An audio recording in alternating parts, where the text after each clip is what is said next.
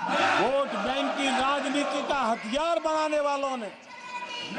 370 को उसने जम्मू कश्मीर का जो हालात कर दिए थे, वहां के लोगों के अधिकार छीन लिए थे। भारत का संविधान जम्मू की कश्मीर की सीमा में प्रवेश नहीं कर सकता था और यहां संविधान सर पे रख करके नाचने वाले लोग संविधान को जम्मू कश्मीर में लागू करने का हौसला नहीं रखते, बाबा साहब अम्बेडकर का अपमान किया करते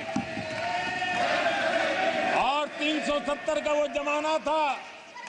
सेनाओं पर पत्थर चलते थे और लोग निराशा में डूब करके कहते थे अब तो जम्मू कश्मीर में कोई हो नहीं सकता है। आज आर्टिकल 370 की दीवार गिरी